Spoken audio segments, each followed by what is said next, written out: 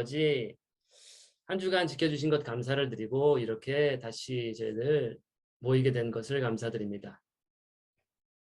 이 시간에 우리가 하나님의 말씀을 또 살펴보려 합니다. 우리 마음이 하나님의 말씀을 받을 수 있는 준비가 되게 하시고 또 이 시간을 주님께서 복되게 구별해 주셔서 어떤 방해나 그런 것 없이 주님의 충만한 은혜 가운데에서 이 시간이 진행될 수 있도록 인도하여 주시고 참석한 한 사람 한 사람 위에 주님의 사랑과 주님의 은혜가 또 진리가 넘쳐나는 그러한 시간이 될 수 있도록 복을 내려 주옵소서.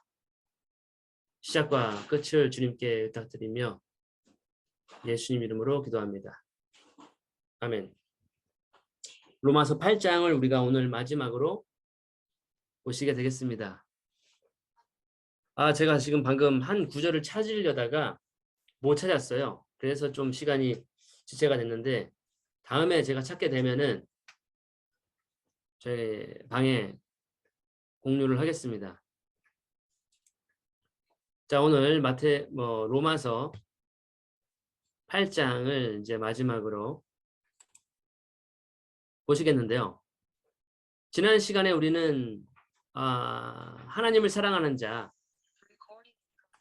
곧 그 뜻대로 부르심을 입은 자들에게는 모든 것이 합력해서 선을 이룬다라는 말씀으로 마쳤습니다. 우리 인생 가운데에서는 그러한 성령께서 파라클레토스로 우리의 보혜사로서 우리를 중보하시고 기도하시고 간구하시고 또 예수 그리스도께서도 보혜사였죠. 예수님이 이 땅 가운데 육체로 계실 때에 제자들에게 예수님은 보혜사였습니다. 그들을 보호하고 그들에게 모든 것을 공급해 주시고 가르치시고 그렇게 도와주시는 보혜사였습니다. 그래서 예수님이 요한복음에서 성령에 대해서 설명을 하실 때 내가 또 다른 보혜사를 너희에게 보낼 것이다 라고 이야기를 했습니다. 그래서 예수님께서 보혜사라고 하는 것, 대언자라고 하는 것, 그것을 우리가 지난 시간에 확인을 하고 마쳤습니다.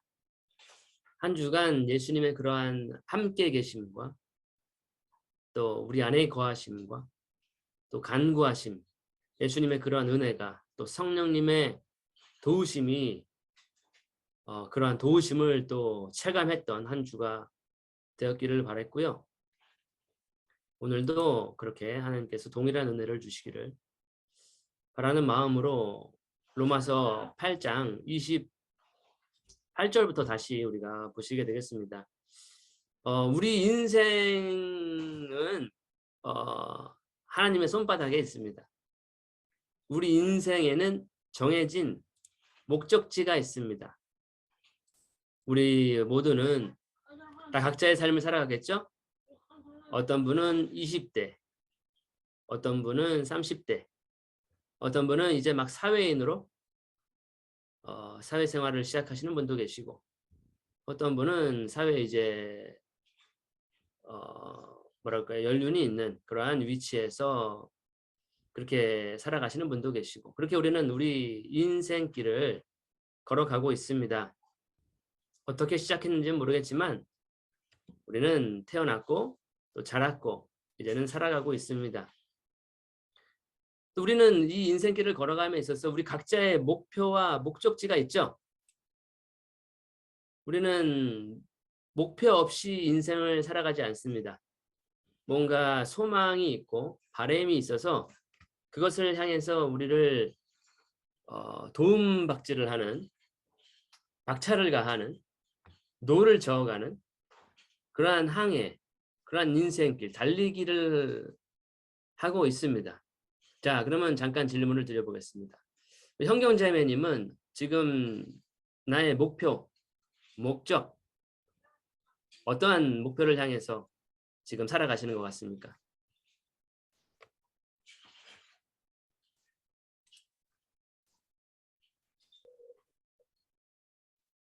뭐 결혼을 위해서 갖고 있고. 굉장히 솔직한 답변 감사합니다. 저도 얼마 전까지만 해도 제 인생의 목표는 그거였습니다. 어떻게 내가 결혼을 할 수 있을까? 나를 참 막막하다. 예, 한숨만 나온다. 예, 한숨 푹. 예, 부모님의 잔소리. 예, 말씀 계속해 주시죠. 아니 그리고 제가 뭐야 직업을 구했으니까 그냥 뭐 직업을 꾸준히 그 성실하게 임하면서 그리고 중보기도로 하면서 꾸준히 하면서 천국에 가려고 하고 있죠. 예, 감사합니다. 자, 우리 형균자매님의 목표와 이제 목적을 들으셨는데 혜성 형제님 이 답변을 들으시고 어떠한 생각을 가지시나요?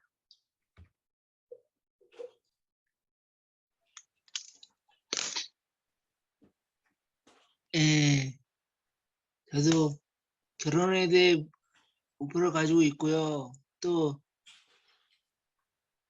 교통사고 나기 전엔 하나님을 몰랐는데 교통사고 나서 죽는 거였는데 그때 한 7개월은 못 깨어나서 의사 선생님이 죽는다고 했는데 안 되겠습니다. 죽는다고 했는데 살려주셨어요. 그때 하나님을 딱 깨달아서 복음을 전해야 되겠다 생각해서 목사님이 될까 하다가 목사님은 그것은 포기하고 웹툰 만화와 시집으로 복음을 전하기 위해 지금 힘쓰고 있습니다. 예, 네, 감사합니다. 감사합니다. 이렇게 우리에게는 지금 목표가 있죠. 동준 형제님은 어떠한 목적지를 향해서, 목표를 향해서 가고 계신가요?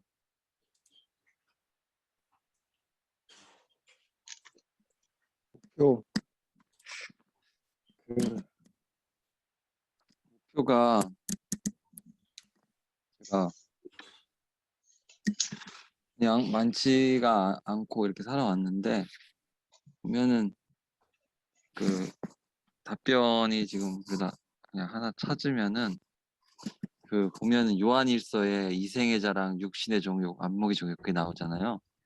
그래서 좀 그거를 최근에 조금 최근까지는 아니다. 한두 달 전쯤 뭐 이 정도 주에 묵상한 것 같은데 약간 조금 그런 것들을 좀 이 전체 이제 세상이 거기에 속해 있다고 얘기를 하고 또 저도 약간 좀 그런 쪽에 약간 많이 있는 것 같아가지고 있는 것 같다는 생각을 좀 했어요. 근데 그전에는 그 말씀에 대해서 그냥 아무 생각이 그냥 그런가 보다 했는데 이제 그래서 좀 그런 것들을 이제 좀 그나마 깨달은 게 그래서 그런 것들이 좀 그래서 그런 거 버려야 될 것 같아요. 좀 근데 그래서 그런 것들을 좀 이제 앞으로 이제 버려 나가야 되는데 제가 아직 부족해서 그런 것들에 그 속에 안에 있지 않나 예, 그렇게 생각이 듭니다. 예, 감사합니다. 감사합니다. 다른 분 또 혹시 말씀해 보실 분이 계실까요? 금솔 자매님을 마지막으로 한번 해볼까요? 뭐 다른 분 계시면 또 말씀하셔도 되겠지만 자 목표, 목적. 삶의 목표랑 목적이요? 예, 지금 우리는 각자의 인생을 살아가고 있는데 목적 없이 살아가는 사람은 없잖아요. 네. 지금 바라보고 있는 지점이 있을 거라고 생각이 됩니다. 저 깊게 생각해 본 적이 없어서. 패스를 하셔도 됩니다. 네, 그럼 패스하겠습니다. 예, 요즘에 코로나 패스가 굉장히 중요한 패스 중에 하나인데요. 예, 금솔자매님 패스를 인정하겠습니다. 그렇게 우리는 우리 각자의 목표와 목적지를 향해서 걸어가고 있죠. 지금 나는 어느 지점쯤에 와 있을까? 우리는 좀 막막할 때가 있습니다. 인생을 살아갈 때 보면은 하나님께서 과연 나와 동행하시는가? 나의 인생길을 인도하고 계시는가? 느껴지지 않을 때가 있습니다. 그러나 지난 시간에 우리는 하나님께서는 우리를 위해서 간구하신다, 기도하신다. 우리가 연약하고 우리가 빌바를 알지 못하는 가운데 있을지라도 하나님은 모든 것을 통찰하시고 다 아시고 우리에게 어떠한 것이 필요한지 하나님이 뜻대로 우리를 위해서 기도하신다는 사실을 우리가 지난 시간까지 봤습니다. 그렇게 우리 모두에게는 각자에게는 각자의 목적과 목표가 있습니다. 근데 오늘 제가 이 이야기를 왜 서론으로 꺼냈냐면은 우리가 오늘 살펴보게 될 로마서 8장 마지막 부분에서 우리는 우리의 공통적으로 가진 목적과 목적지가 있습니다. 정해진 곳이 있습니다. 그곳을 우리가 명확하게 알 수가 있기 때문에 서론으로 제가 잠깐 이렇게 부담을 안고서라도 부담을 드림에도 불구하고 이렇게 질문을 던져봤습니다. 자, 그러면 본론으로 바로 들어가서 우리의 공통적인 우리 모두가 가지고 있는 목적, 삶의 목적, 목표, 그다음에 목적지가 어디인지를 살펴보시겠습니다. 28절 보시면 우리가 알거니와 8장 28절 우리가 알거니와 하나님을 사랑하는 자 곧 그의 뜻대로 부르심을 입은 자들에게는 모든 것이 합력하여 선을 이루느니라. 하나님이 미리 아신 자들로 또한 그 아들의 형상을 본받게 하기 위하여 미리 정하셨으니 이는 그로 많은 형제 중에서 맏아들이 되게 하려 하심이니라. 이 구절은 굉장히 우리가 익숙한 구절이기도 하고 또 굉장히 중요한 진리들을 담고 있는 것을 발견할 수가 있는데요. 조금은 머리가 아플 수 있는 좀 교리적인 신학적인 부분까지도 접근을 할 수 있는 구절입니다.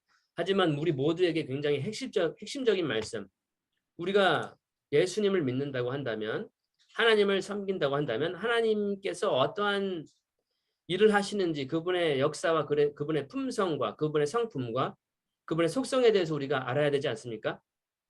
우리가 하나님을 교제한다고 하는데 하나님과 교제한다고 하는데 하나님에 대해서 전혀 알지를 못한다. 내가 어떠한 형제와 혹은 자매와 교제를 하는데 그 자매와 형제에 대해서 전혀 아무것도 알지 못한다. 그런다면은 우리는 굉장히 심각한 교제를 하고 있는 거죠.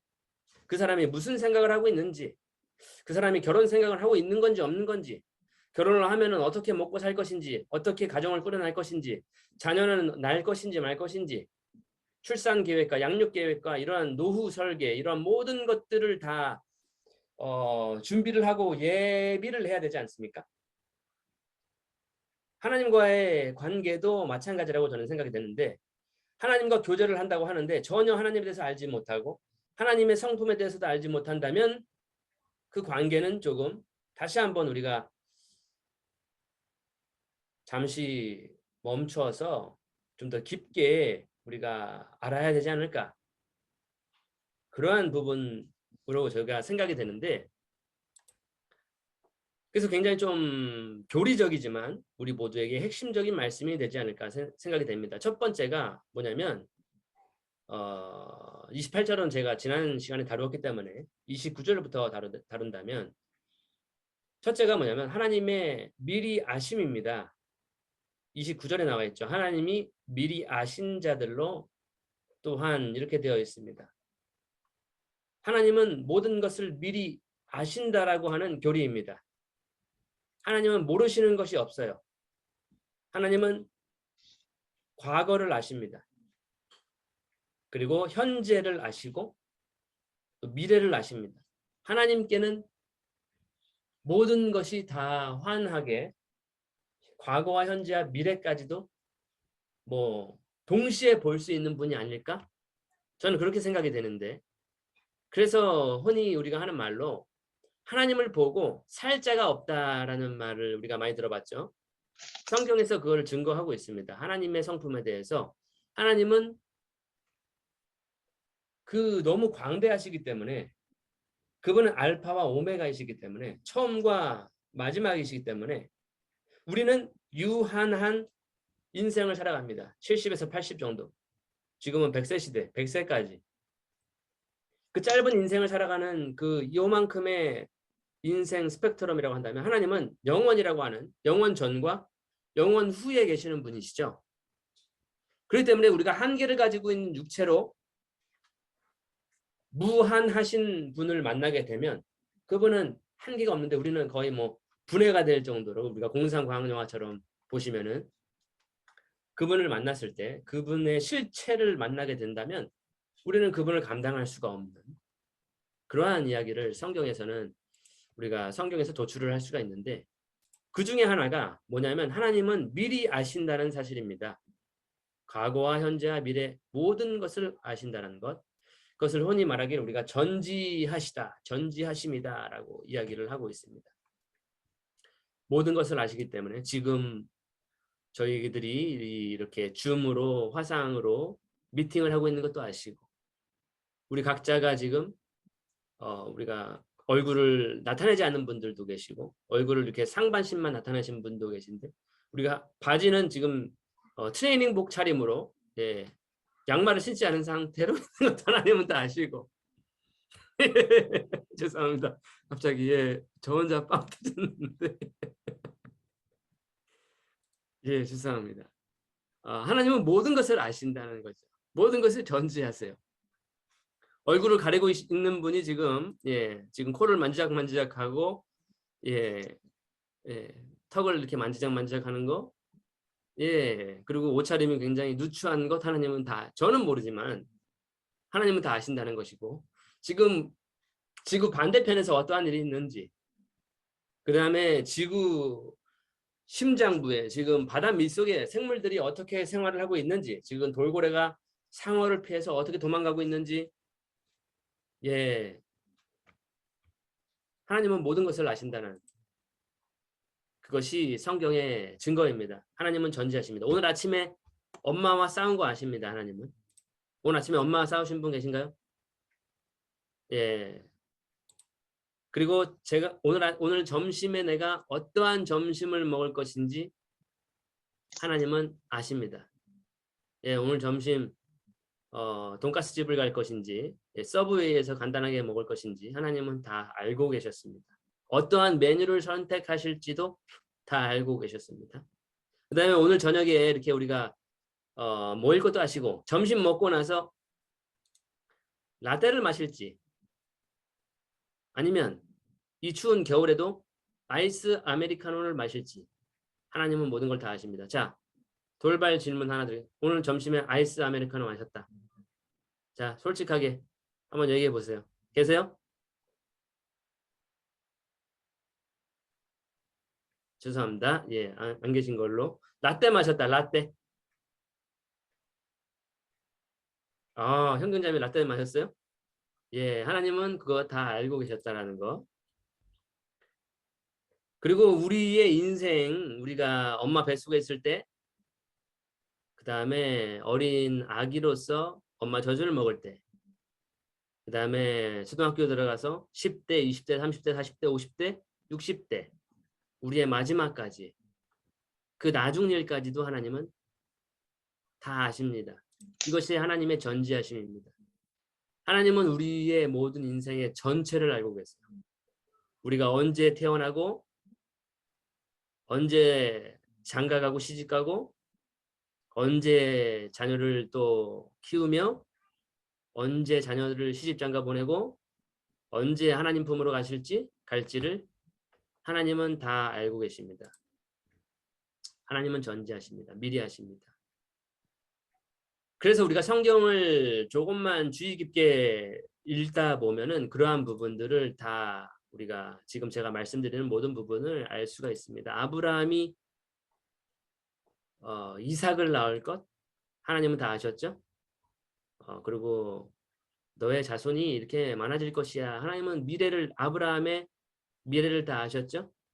그래서 이삭이 야곱을 낳게 될 것, 그 다음에 야곱과 그 12 아들들이 애굽에 들어갈 것, 그 그다음에 애굽에서 몇 대 만에 나오는지 혹시 아세요?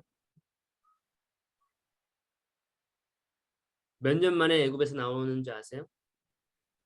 성경 공부를 조금 하시면 아실 텐데 4대 만에 나옵니다. 4대. 400년 혹은 430년을 애굽에서 이스라엘 가족들이 지내게 됩니다. 우리가 성경 일독이 그래서 굉장히 중요합니다. 이러한 내용들을 우리가 성경을 읽어야만 알 수 있기 때문에. 아무튼 그 4대 만에 나올 것을 누구에게 예언을 주시냐면 누구에게 주었죠? 아브라함이라고 하는 믿음의 조상에게 줍니다. 너의 자손이 너는 평안히 조상 열조로 들어갈 것이고 숨을 거둘 것이고 너의 자손들이 4대 만에 애굽 땅에서 나올 것이다. 모세를 통해서 나오게 되죠. 그러한 부분들을 미리 하나님은 아시고 아브라함에게 말씀을 해주십니다. 그렇게 4대 만에 출애굽할 것도 아시고 또 약속의 땅, 젖과 꿀이 흐르는 가나안 땅에도 들어갈 것을 아시고 광야에서 방황하는 시기가 있을 것도 하나님은 아시고 그리고 만나와 메추라기를 준비하시고 하나님은 모든 것을 미리 아세요. 모든 것을 다 아십니다. 얼마나 복잡하겠어요. 우리는 우리 인생 하나도 잘 알지 못하지만 하나님은 이 지구상에 있는 모든 영혼들의 인생사를 다 아십니다. 그래서 하나님을 만나면 살 자가 없는 거예요. 하나님 이렇게 너무 광대하시기 때문에 우리가 하나님의 성품, 하나님의 속성을 조금 우리가 깊게 공부하시면 우리는 하나님을 생각할 때 우리는 그냥 요즘 말로 이렇게 멍하니 하나님을 볼 수밖에 없습니다. 하나님이 얼마나 위대하신지를 우리는 알게 되는 거예요. 성경을 좀 더 깊게 공부를 하시게 되면은 하나님이 얼마나 크신 분인지를 우리는 알게 됩니다. 자, 그러면 우리가 잠깐 그 관련 성구를 보실 텐데요. 시편 139편을 한번 다 같이 펴시겠습니다. 시편 139편을 펴시고 동준 형제님께서 한번 4절까지 한번 읽어 보시겠습니다.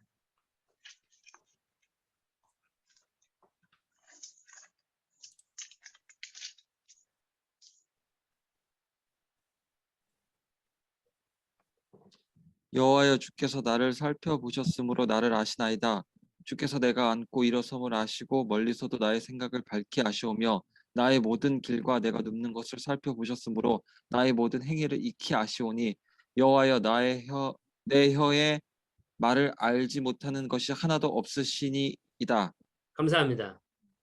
이 139편은 굉장히 정말로 놀라운 시편입니다. 여러분들 시간이 되시면은 한번 깊게 묵상을 하심이 좋을 것 같은데요. 보시면은 1절에 여호와께서 시편 139편 1절에 나를 살펴보셨으므로 나를 아십니다. 하나님은 우리 각자를 살펴보십니다.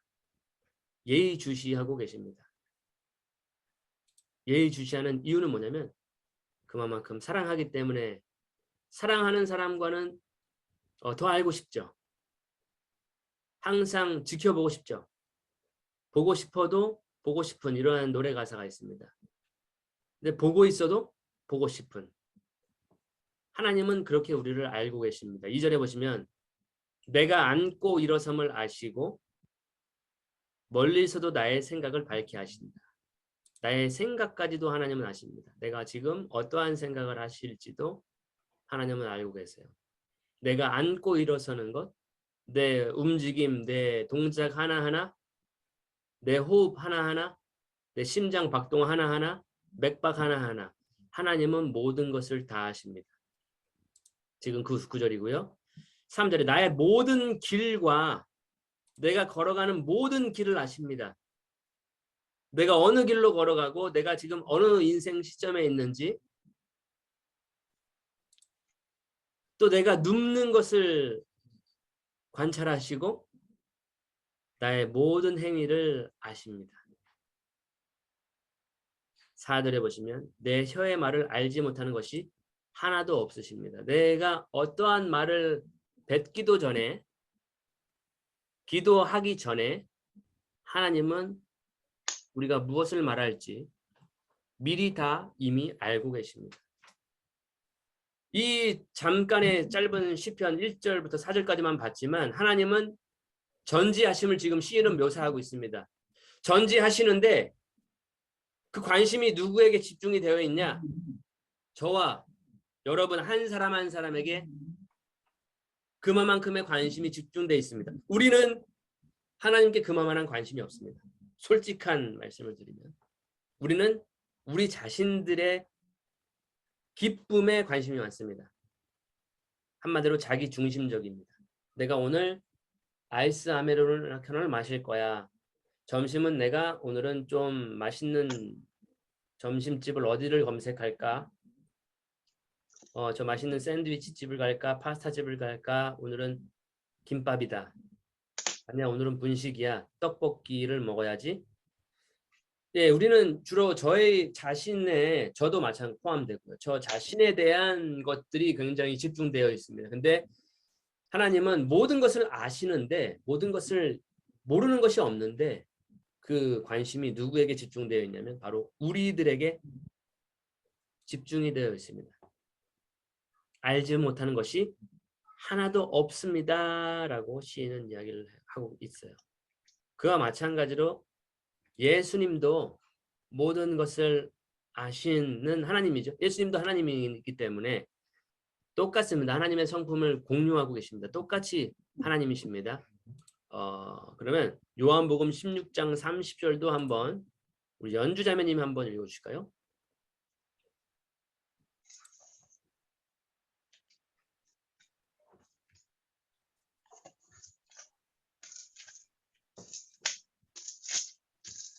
우리가 지금에야 주께서 모든 것을 아시고 또 사람의 물음을 기다리시지 않는 줄 아나이다. 이로써 하나님께로서 나오심을 우리가 믿습니다. 제자들의 입에서 나오는 말이었는데요. 아, 예수님은 우리 물으실 필요가 없구나. 사실은 우리에게 답변을 요구하실 필요가 없구나. 왜냐하면 모든 것을 아시기 때문에 전지하시기 때문에 예수님도 하나님으로서 모든 것을 다 아십니다. 사람의 마음속에 있는 것까지 다 아십니다. 그래서 저희들에게 자신을 의탁하지 않으셨다라고 하는 구절들이 복음서를 통해서 보시면 나와 있습니다. 하나님은 하나님으로부터 오신 분이시구나. 이제 우리가 믿습니다. 제자들은 그때서야 이제 깨닫게 되는 거죠. 때문에 하나님은 전혀 놀라시지 않아요. 전혀 읍스 하는 경우가 없어요. 전혀 우리말로 이제 헐 이런 거 안 하세요. 왜냐하면 모든 것을 다 아시기 때문에 놀라지 않으십니다. 아담과 하와가 금지하신 열매를 따먹고 범죄한 사실을 스스로 느끼게 되어서 벌거벗은 것을 알고 부끄러워서 몸을 무화과나무 잎으로 가렸을 때에 하나님은 전혀 놀라지 않으셨습니다. 우리가 범죄했을 때 우리는 많이 놀라죠. 우리가 큰 사고를 당했을 때 우리는 놀랍니다.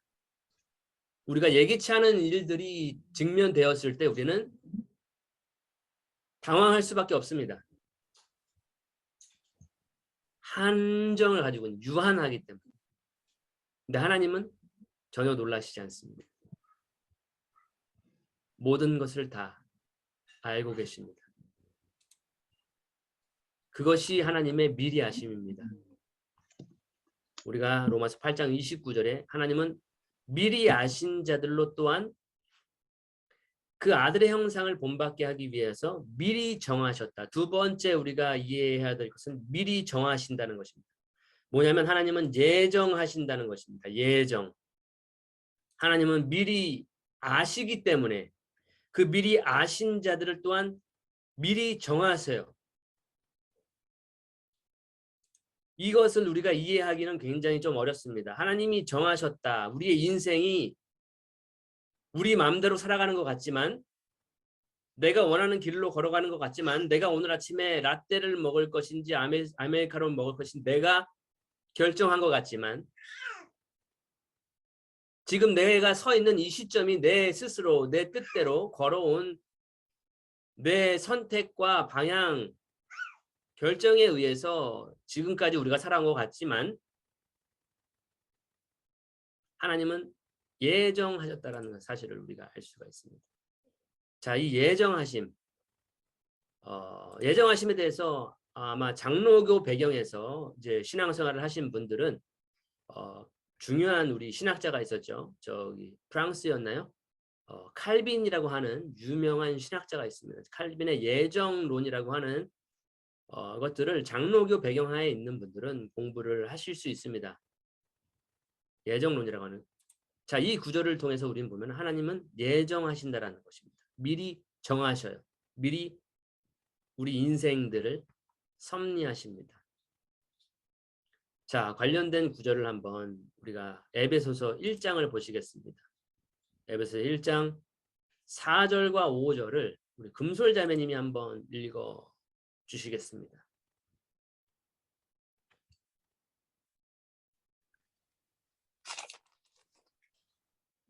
곧 창세 전에 그리스도 안에서 우리를 택하사 우리로 사랑 안에서 그 앞에 거룩하고 흠이 없게 하시려고 그 기쁘신 뜻대로 우리를 예정하사 예수 그리스도로 말미암아 자기 아들들이 되게 하셨으니.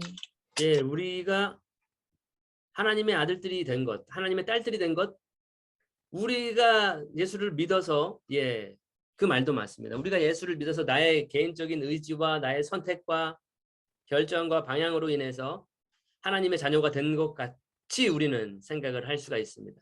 근데 이러한 구절들을 통해서 우리는 하나님이 어떻게 하셨냐면 우리를 택하셨어요. 창세 전에. 4절에 에베소서 1장 4절에 보시면 창세 전에, 만세 전에, 한마디로 이 땅에 기초를 놓기 전에 이 창세기를 통해서 하늘과 땅을 창조하시기 전에, 한마디로 우리 존재가 있기도 전에 이 땅 가운데 아담이, 우리의 조상, 인류의 조상 아담이 이 땅 가운데 실존하기 전에 하나님은 우리를 택하셨다라고 하는 것입니다. 이미 하나님이 콕 픽업했다는 거예요. 하나님이 택하셨어요, 우리를. 언제 택하셨어요? 하나님은 창세 전부터 우리가 상상할 수 없는 미리 예약을 하셨다는 거예요. 예정을 하셨다는 것입니다. 뭐가 되게 하시려고 예정을 하셨냐면 우리로 그 사랑 안에서 그 앞에 거룩하고 흠이 없게 하시려고. 예, 거룩하고 흠이 없는 모습으로 하시려고 우리를 택하셨고 예정하셨고, 자, 5절에 그 기쁘신 뜻대로 우리를 예정하사 예수 그리스도로 말미암아 자기의 아들들이 되게 하셨다. 자, 11절도 한번 금솔자매님 계속 읽어 주실까요? 에베소서 1장.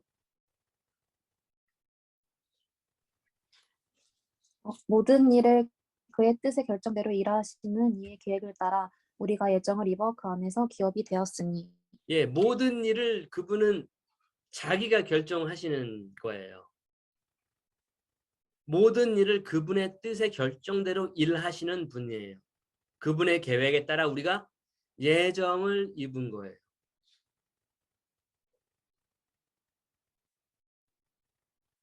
이러한 교리들은 사실 좀 어려운 교리들이기도 하고 교회에서 다루긴 좀 쉽지 않을 것도 같은데 어떠한 열정을 가진 목사님들은 아마 이러한 부분들을 다 설교를 하시지 않을까 생각이 됩니다. 우리가 도덕적인 이야기도 많이 해야 되지만 성경에 나와 있는 이러한 교리들이 굉장히 중요한 교리들입니다.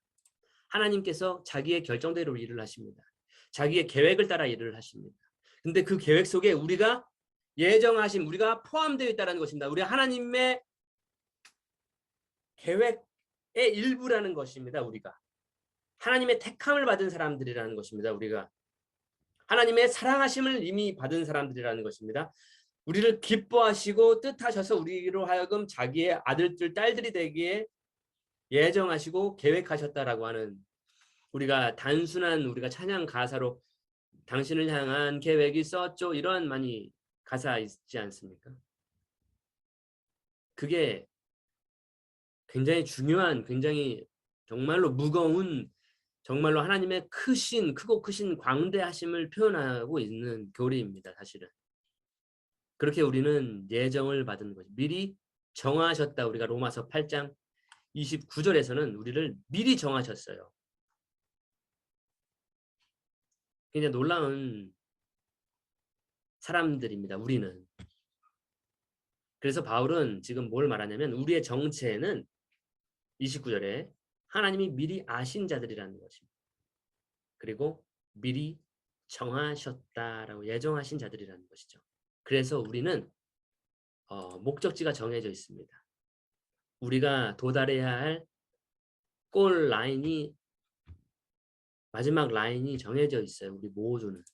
우리 각자의 시즌에 따라서 개인의 인생의 여정에 따라서 어떤 분은 취업, 어떤 분은 남자친구, 어떤 분은 배우자, 어떤 분은 뭐 자녀, 뭐 여러 가지 각자의 계절에 살아가고 있지만 우리 모두는 다 그러한 사계절을 지나지만 결국에는 하나의 목적이 정해져 있는 예정이 되어 있는 그러한 예약이 되어 있는 사람들이라는 것입니다. 어떠한 목적지인가? 그 목적지가 어디인가? 본문의 맥락에서 한번 찾아보시겠어요? 자, 찾으신 분이 한번 답을 말씀해 보실까요? 본문에서 29절에서 우리의 목적지가 정해져 있습니다. 찾으신 분께는 제가 소정의 선물을 드리겠습니다. 자, 한번 바로 무작위로 한번 말씀해 보시죠.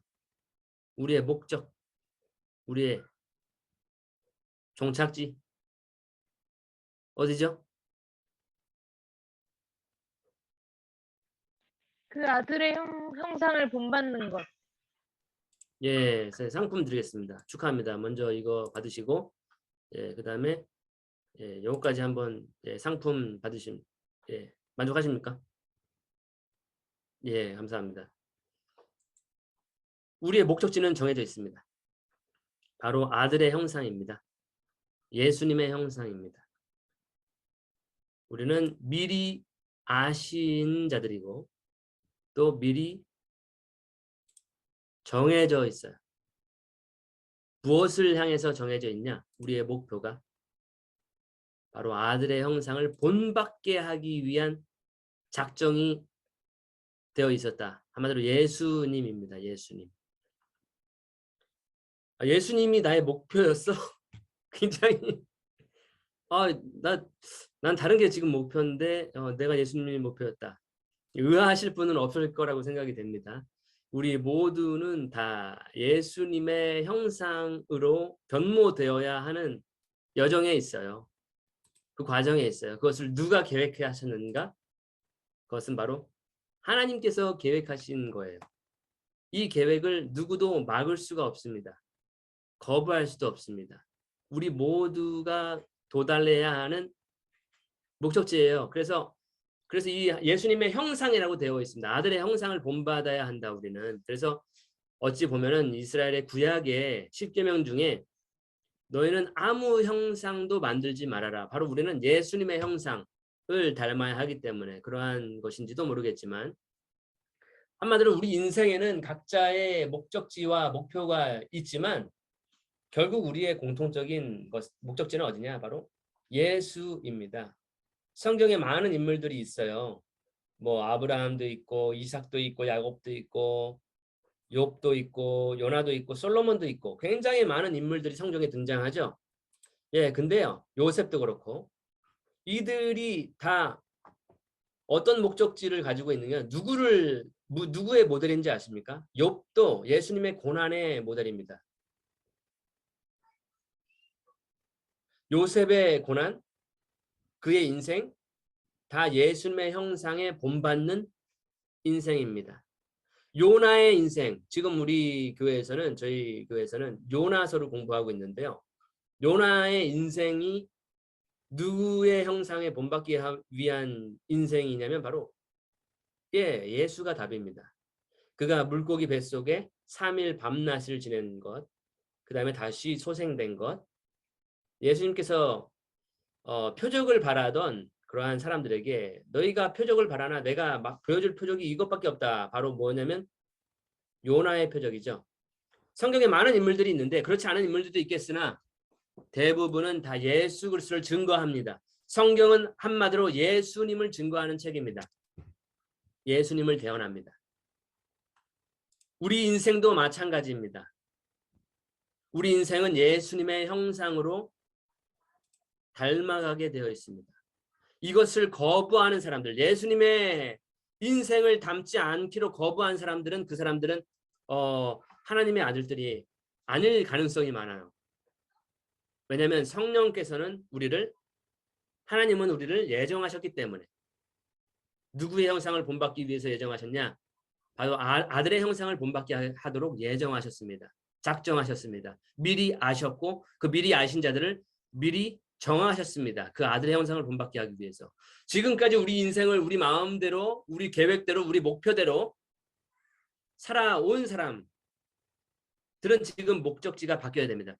우리가 예수님을 믿었지만 예수님은 우리의 구원을 위한 것으로 충분하지 내 인생의 목적지, 내가 어디를 향해서 가야 할지, 어느 길로 갈아야 할지 잘 모르고 살아가는 경우가 굉장히 많습니다. 예수님의 인생, 그거는 목회자들만 걸어가는 인생이야. 사역에 연루한 사람들, 교직자들만이 걸어가는 인생이지 나는 예수님의 구원의 공로에 참여해서 나는 구원만 받으면 되는 것이야 라고 우리가 흔히들 잘못 생각하는 경우가 있습니다. 하지만 성경은 지금 하나님께서 이 큰 계획을 가지고 계신 것을 나타내 보여주고 있습니다. 예수님은 고난을 당하셨습니다. 우리가 8장 초반부의 그 부분을 봤었죠. 우리가 그와 함께 영광을 얻기 위해서 또한 고난도 받아야 할 것이다. 8장 17절에 나와 있는 내용입니다. 예수님은 고난을 받으셨습니다. 때문에 우리도 고난의 길을 걸어가야 합니다. 왜냐하면 우리는 예수님의 형상을 본받는 인생이 될 것이기 때문에. 요나가 받은 3일 밤낮의 물고기 뱃속, 한마디로 지옥인데요. 지옥을 경험한 것 바로 예수님의 죽음을 경험한 것입니다. 그 다음에 예수님의 부활을 경험한 것입니다. 요나와 같은 표적이 없습니다. 이 지구상에 어떠한 선지자도 요나와 같은 예수님과 똑같은 그러한 경험을 한 선지자는 없어요. 우리 인생도 그렇게 고난을 겪어야 됩니다. 예수님을 본받게 하기 위해서 미리 정하셨기 때문에. 지금 예수님은 고난을 당하셨고 그 다음에 죽으셨습니다. 우리도 죽음을 경험하게 될 것입니다. 예수님이 죽으셨기 때문에. 우리는 예수님을 본받는 인생을 살 수밖에 없습니다. 하나님이 정하셨기 때문에, 작정하셨기 때문에. 근데 예수님은 죽으시고 사흘 만에 다시 부활하셨습니다. 예수님은 지금 부활하셨어요. 그렇기 때문에 우리는 예수님을 본받는 인생이 되도록 정하셨기 때문에 하나님께서 우리도 예수님을 본받아서 부활하게 됩니다.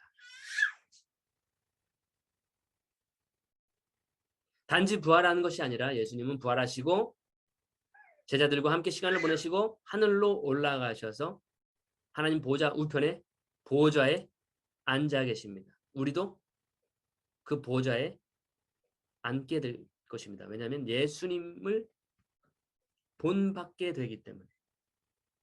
그렇기 때문에 우리가 받을 영광은 우리가 장차 받을 영광은 우리가 지금 현재 받는 고난, 고통, 아픔, 슬픔, 눈물 이 모든 것과 비교가 될 수가 없는 것이라고 바울은 증거를 하고 있습니다. 하나님은 우리의 모든 눈물을 다 닦아주신다고 요한계시록을 보시면 나와 있습니다. 그 눈물의 농도가 어떠한 농도일지는 인생마다 다르겠죠. 우리 모두가 다 욥의 고난을 겪지는 않습니다. 그는 일순간에 자식들도 재산도 가축도 건강도 모두 일순간에 다 잃어버리게 되는 그러한 욥의 고난을 우리가 성경을 통해서 보게 되는데 우리도 욥의 고난처럼 예수님의 고난을 우리가 받게 되는 것이고 결과적으로는 우리가 예수님을 본받게 되기 때문에 부활과 영광스러운 모습까지도 우리가 본받게 되는 것입니다. 요한계시록 1장 13절 16절을 노트해 두시고 나중에 한번 보시면 예수님이 지금 어떠한 모습을 하고 계신지 사도 요한이 늙어서 반모라고 하는 섬에 갇혀서 예수님의 환상을 그걸 보게 되는데 정말로 눈이 부셔서 직시할 수 없는 그러한 모습을 하고 계십니다. 영광스러운 모습을 하고 계십니다. 우리도 그렇게 될 것이라는 것입니다. 그것이 하나님께서 정하신 것입니다.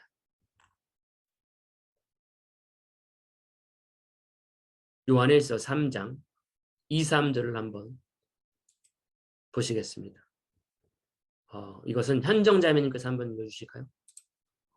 요한일서 3장 2절과 3절. 사랑하는 자들아, 우리가 지금은 하나님의 자녀라.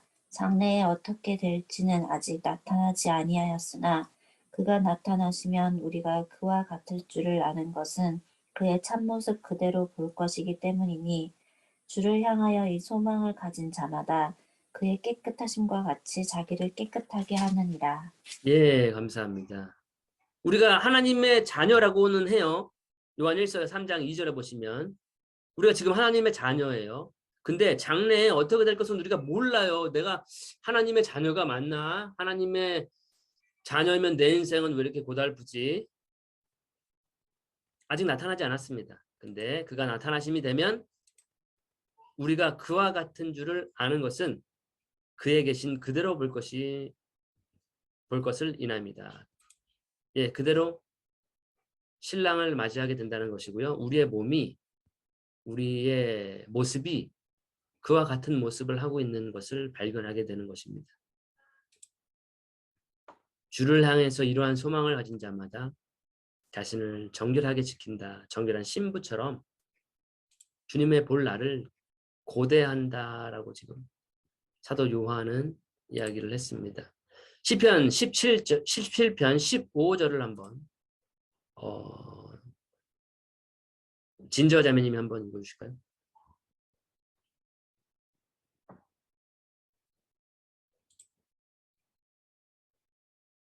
시편 17편 15절.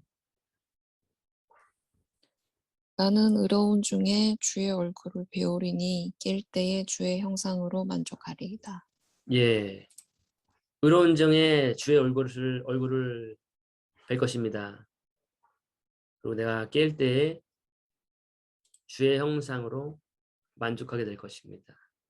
우리는 결국 아들의 형상을 본받기로 작정이 되어 있는 사람들인 것입니다. 시편을 통해서 시편 기자도 우리가 나중에는 지금 우리는 썩어져 가지만 우리는 늙어가지만 죽을 거지만 우리는 깰 때에 주의 형상으로 변모가 될 것을 시인도 이렇게 이야기를 하고 있습니다.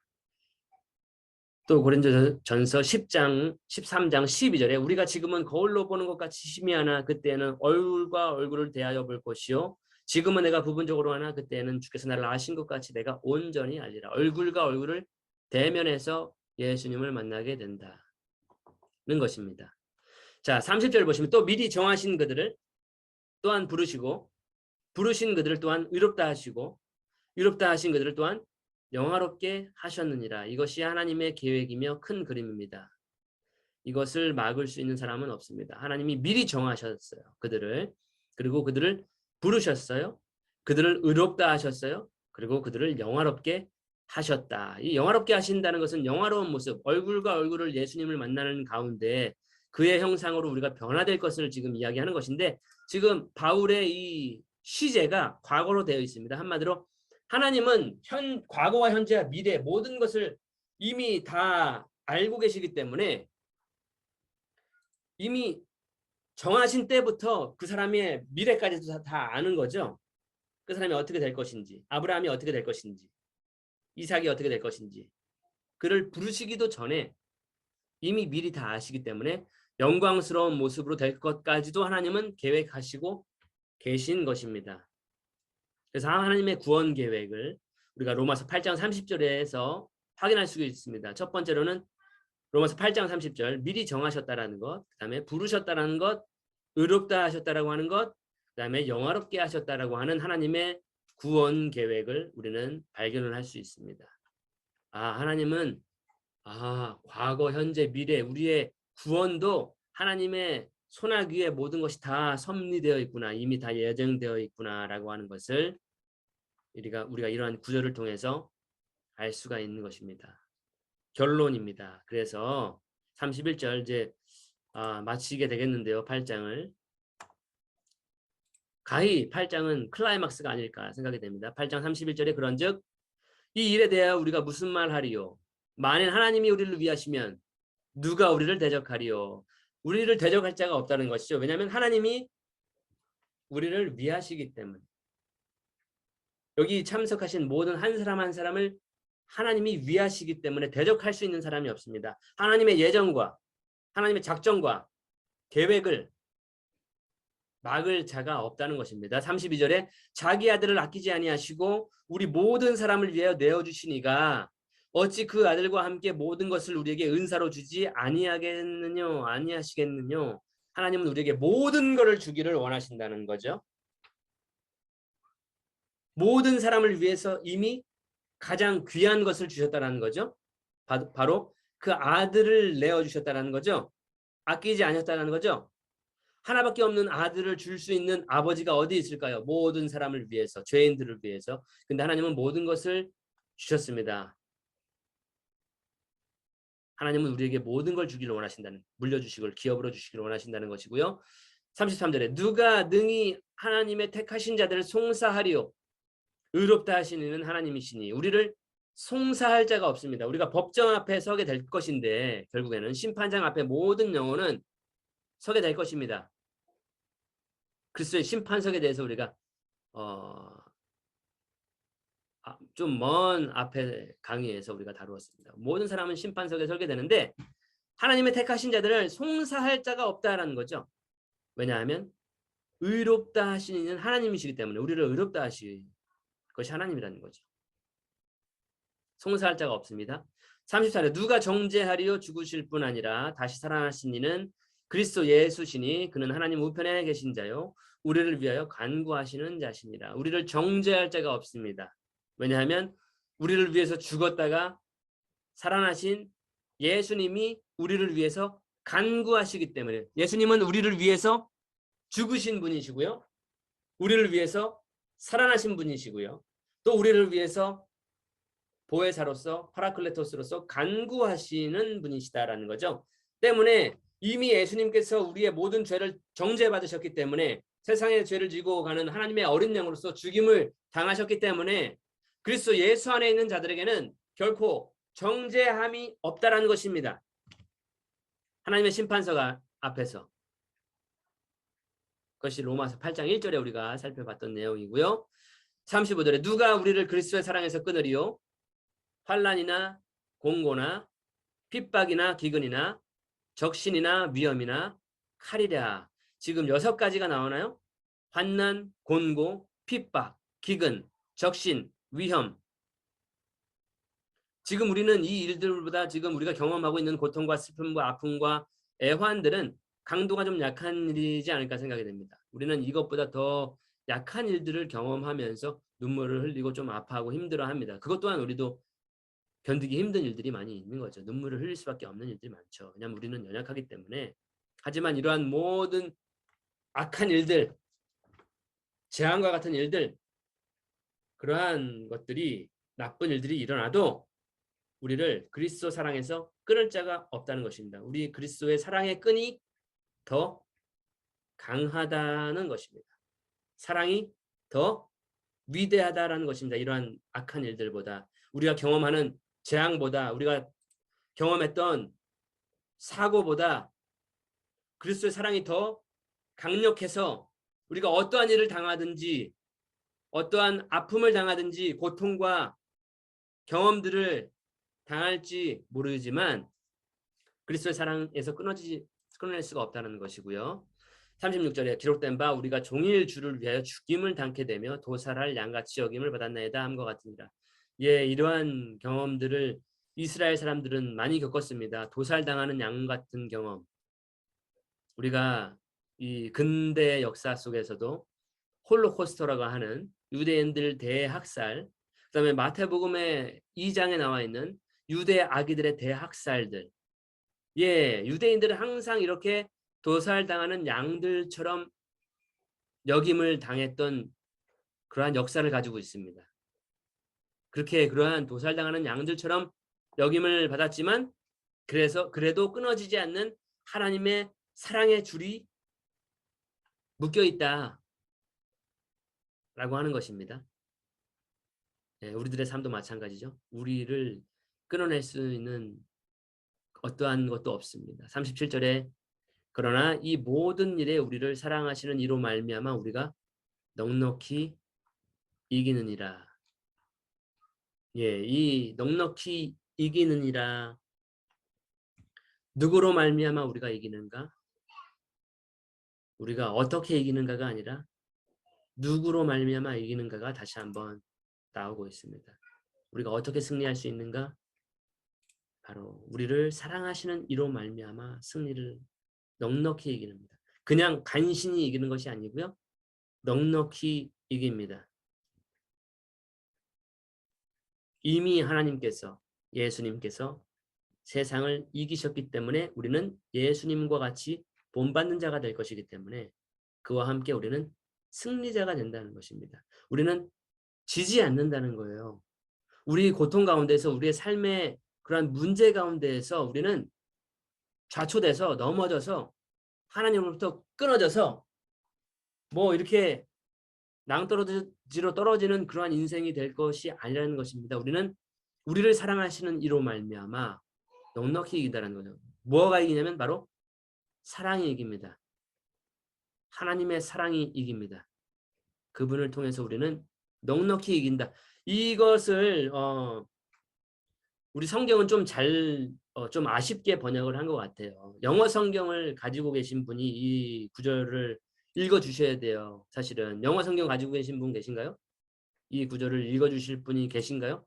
지금 37절 로마서 8장 37절 뭐냐면요. 이게 우리가 넉넉히 이긴다 이것을 영어로 보시면 우리가 more than conqueror라고 읽으시면 됩니다. 제 발음이 맞는지 모르겠지만 정복자보다도 우리는 더 뛰어난 사람들이다라는 거예요. 하나님으로 말미암아 우리를 사랑하시는 자로 말미암아 우리는 정복자들이 간신히 정복하잖아요. 여러 가지 피해를 감수하면서 정복하고 여러 가지 노력과 애를 쓰고 나서 정복을 하겠지만 우리는 넉넉히 이긴다는 것입니다. 우리는 이기는 자가 됩니다. 우리는 승리자가 됩니다. 우리는 정복자보다 나은 자입니다. 38절에 내가 확신하노니 사망이나 생명이나 천사들이나 권세자들이나 현재일이나 장래일이나 능력이나 높음이나 깊음이나 다른 아무 피조물이라도 우리를 우리 주 그리스도 예수 안에 있는 하나님의 사랑에서 끊을 수 없으리라. 지금 38절에 보시면 현재일이나 장래일이나 지금 우리가 현재 당하고 있는 일 있지 않습니까? 각자 처해 있는 어려움들이 있지 않습니까?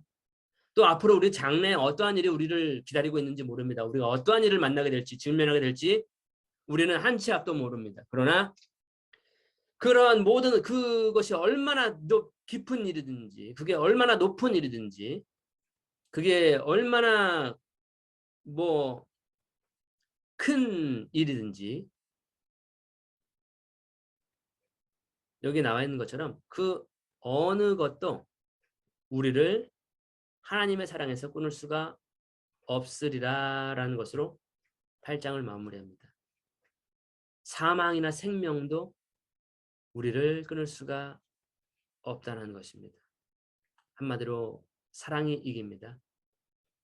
하나님은 우리를 그렇게 승리하게끔 아들의 형상을 본받게 하게끔 우리를 정하셨습니다. 우리는 비록 지금 고난을 당할 수 있겠지만 지금 비록 우리는 어려움을 당할 수 있고 탄식할 수 있겠지만 결국 우리는 승리한다는 것입니다. 하나님의 사랑으로 이겨낸다는 것입니다. 하나님의 사랑을 끊을 사건이 어떤 피조물도 천사도 끊어내지 못한다는 것입니다. 왜냐하면 하나님께서 이미 우리를 사랑하셨고 지금도 사랑하시고 앞으로도 우리를 사랑하실 것이기 때문에 그 사랑은 이미 십자가에서 하나님께서 확증하셨다고 우리가 앞에서 살펴봤습니다. 그 어느 것도 우리를 이길 수 없습니다. 그 어느 것도 우리를 정복할 수가 없습니다. 우리를 무너뜨릴 수 없습니다. 우리를 침몰시킬 수 없습니다. 하나님의 사랑이 우리를 붙들고 있습니다. 그분께서 우리를 강권하십니다. 그리스도의 사랑이 우리를 힘을 주십니다. 버티게 하십니다. 견디게 하십니다. 결국엔 우리는 넉넉히 이기는 자가 되는 것입니다. 결국 사랑이 이깁니다. 우리는 승리하게 된다. 노래 찬양 가사처럼 승리는 내 것일세. 이렇게 해서 8장이 마무리가 되고요. 오늘 설교도 여기서 마무리를 해야 될 것 같습니다. 조금 초과가 됐는데, 예, 오늘 긴 여정, 8장의 긴 여정을 우리가 다 마치게 됐는데요. 자, 그러면 잠깐 우리가 나눔의 시간을 가지면 어떨까? 현경자매님부터 오늘 말씀을 보시면서 대단원 8장을 마무리했습니다. 나눠보신다면.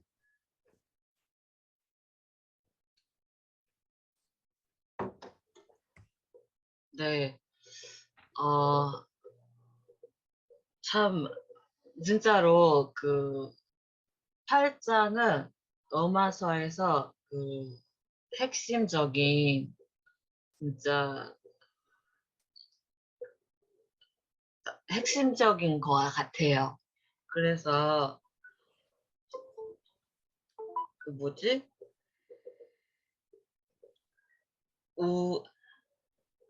그러나 모든 일에 사랑하시는 이로 인하여 넉넉히 이기느니라. 그 구절에서 제가 용기를 얻는 것 같아요. 그래서 아멘입니다. 예, 그다음에 나연자매님. 어, 여기 우리가 그 예정하신 거를 들을 때 우리 모든 것을 아시고 창세 전에 예정하셨다. 우리는 얼마나 놀라운 존재들인가를 또 들을 때, 그 하나님의 섭리와 계획의 웅장함, 그리고 그 가운데, 우리 각 사람이 있다는 것이 좀 와 닿았던 것 같고요. 그리고 예수님의 그 고난의 인생, 그 다음에 욥의 인생, 요셉의 인생, 그리고 또 우리 각자에게도 그런 고난이 있고, 세상에 이제 고난 없는 사람이 없는데, 어쨌든 모든 것 가운데 그 사랑으로 말미암아 이기는 그런 원리가 정말 소망이 되는 것 같아요. 그러니까 우리가 예수님 믿으면 다 잘 됐어. 뭐 이게 사실 아니었고 성경적으로 하면 그리고 되게 훌륭한 사람이 멋있는 사람이 돼서 예수님 믿으세요 여러분. 그러면 나처럼 이렇게 잘 될 수 있습니다. 이게 아니었고 어떤 상황 가운데서도 넉넉히 이기는 그 사랑의 힘으로 넉넉히 이기는 그것이 참 놀라운 것 같고 그래서 모든 사람에게 정말 그리고 모든 상황에 예수님이 소망이 되시고 되실 수 있는 분이라서 모든 사람이 예수님을 알았으면 좋겠다 이런 생각이 정말 드는 것 같아요. 모든 사람이 예수님을 알았으면 좋겠다. 그리고 그 소망 가운데 들어갔으면 좋겠다. 네. 감사합니다. 네, 혜성 형제님.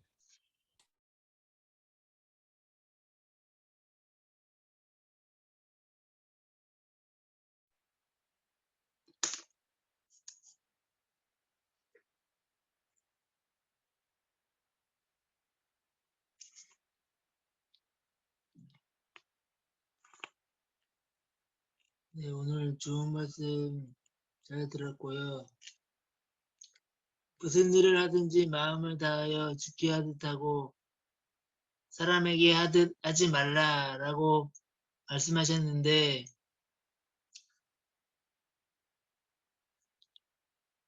항상 예수님을 찾으며 기도하면서도 육신적인 사고 방식으로 막 나가라고 사탄이 막 유혹하는 것 같아요. 그래서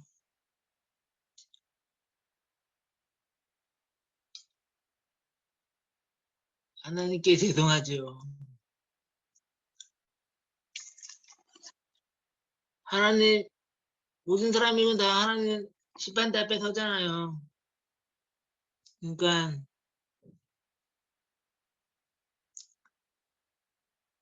육신과 제약은 다 버리고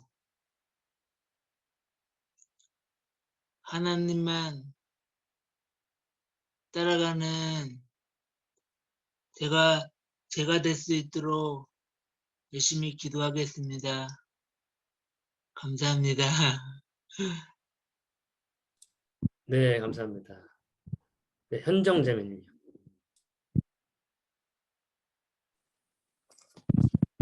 네. 아침에 일어나고 직장 생활하고 뭐 퇴근하고 사실 하루 중에 대부분의 시간을 그렇게 보내는데 그 과정에서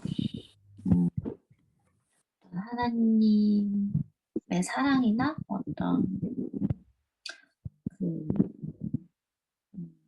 그런 것들을 잘 깨닫지 못하고 또 피곤하고 일찍 하루가 마무리되고 그러면 하루 동안 생각하지 못하고 지나가는 날들도 되게 많은 것 같아요. 그게 또 하루가 아니라 한 주가 되고 이렇게 하다 보면은 그런 것 같은데 오늘 말씀 속에서 정말 태어나기 전부터 미리 선택하셨고 이마만큼 사랑한다라고 말씀하시는 걸 다시 한번 또 깨닫게 되는 것 같습니다. 이상입니다. 감사합니다. 네, 동준 형제님.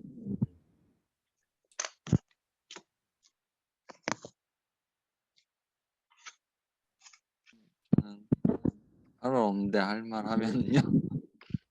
예, 그냥 일단이 아니라 그냥 이렇게 좀 어려운 것 같고, 네, 좀 그냥 이렇게 쭉쭉쭉 왔는데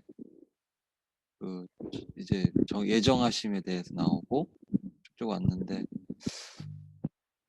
뒤에 좀 이렇게 한 7, 8절 정도 이렇게 나오는데 이게 보면은 뭐 함난 공고 막 이런 게 나오는데 이제 그런 건 사실 어려운 것 같고 이제 그런 거는 생각하기 생각은 되는데 이제 실제 상황이 닥쳤을 때 그런 거를 좀 어려울 것 같고 저는 마지막에 이제 하나님의 사랑에서 끊을 수 없다라고 했는데 이제 그것도 이제 사망, 생명, 뭐 천사, 권세 막 이런 얘기 나왔어요. 그래서 그런 거는 좀 어려운 것 같고 그냥 제가 그냥 그 하나님의 사랑을 좀 만날 수 있는 그런 좀 사람이 됐으면 좋겠습니다. 그래서 제가 좀 요즘에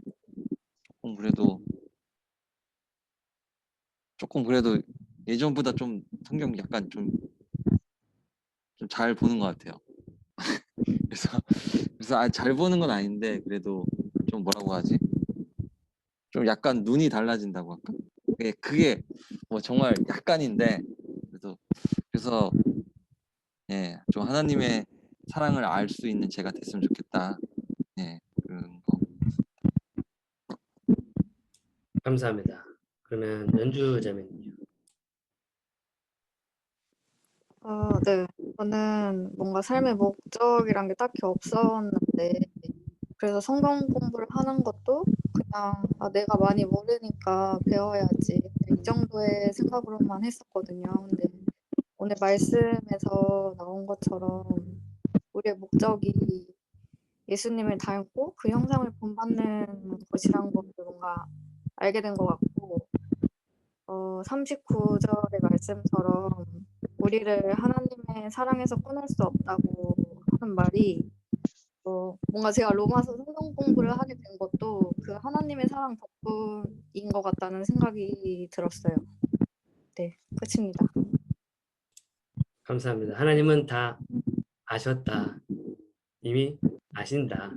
예, 그래서 우리가 이렇게 만났다. 예. 그럼 금솔 자매님요.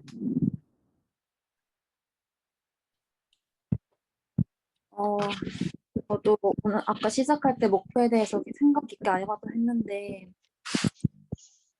우리의 목표는 예수님의 형상을 본받는 그런 사실이 조금 또 새롭게 느껴지기도 하고 그런 목표가 언젠가 되겠지만 하고 막연한 생각이 있었는데 지금부터라도 그렇게 삶의 목표를 세워야겠다라는 생각을 했던 것 같고 또 하나님이 택하신 이었기 때문에 이미 다 이겼고 누가 정죄할 수 없고 어떤 것도 우리를 끊을 수 없다는 그 말씀이 되게 힘이 되기도 하고 아 역시 든든한 나의 백은 주님이시라는 사실을 또 깨닫게 됐던 것 같습니다.